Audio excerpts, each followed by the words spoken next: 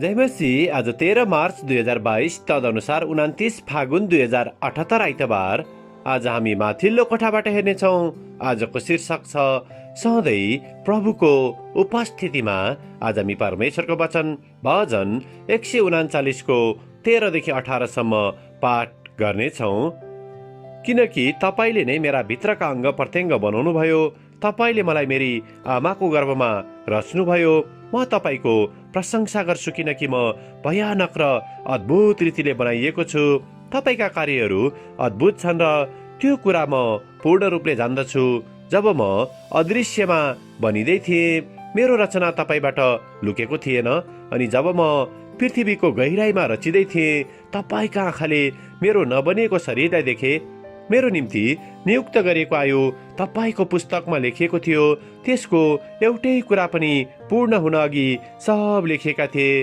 हे परमेश्वर, मेरो निम्ति तपाईका विचारहरू कति बहुमूल्य छन्, तिनको संख्या कति महान छन्। तिनलाई मैले गन्नु परेमा ती बालुवाका कणहरू भन्दा बढी हुने थिए। जब म बिउजन्छु तब म तपाईसँगै हुन्छु। आमेन। भजन 139 को 8 लाई लेखक यहाँ जोड दिनुहुन्छ। म आकाशमा गएँ भने तपाईँ त्यहाँ हुनुहुन्छ, गहिराईमा आफ्नो ओछ्यान बनाए भने त्यहाँ पनि तपाईँ हुनुहुन्छ। आमेन। लेखक आफ्नो अनुभव र विचारलाई यहाँ यसरी प्रस्तुत गर्नुहुन्छ। 20 वर्ष अघि म लामो समयसम्म रोगले थला परेको थिएँ। त्यो रोगले मेरो जीवनलाई गम्भीर रूपमा खुम्चाइदिएको थियो। म आफ्नो समय प्राय ओछ्यान र मेचमा मात्र बिताउन सक्थेँ।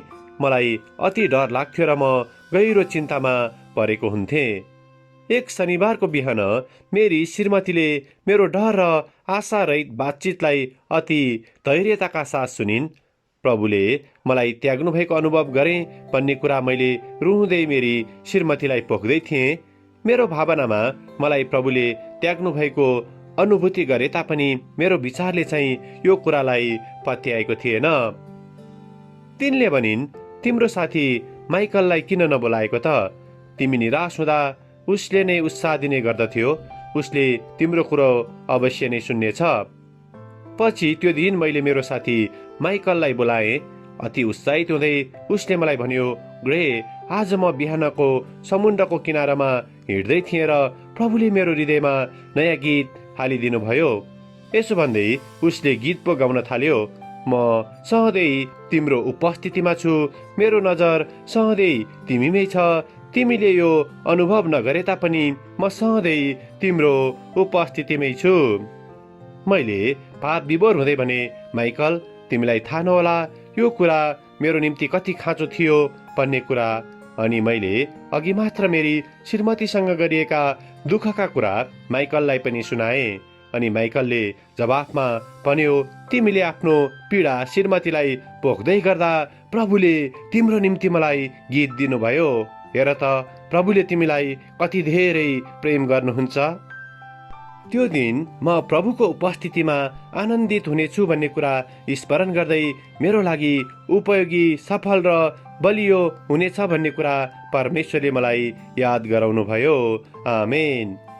आजको विचार, म आफैले प्रभुबाट त्यागिएको अनुभव गर्दा निश्चयताको निम्ति म मेरा विश्वासयोग्य साथीहरूतर्फ फर्कन सक्छु। आजको प्रार्थना। प्रभु धन्यवाद, तपाईले आफ्नो नजर सधैँ हामीमा राख्नु भएको निम्ति। प्रभु, तपाईले हाम्रो सङ्घर्षमा शान्ति ल्याउनुहुन्छ भन्ने कुरा सम्झन हामीलाई सहायता गर्नुहोस्, येशूको नाउँमा। आमेन। आजको लेखक जेरार्ड इहा, फ्लोरिडा, अमेरिका। आजको प्रार्थनाको विषय प्रभुबाट त्यागिएका अनुभव गरिरहेका विश्वासीहरूको निम्ति।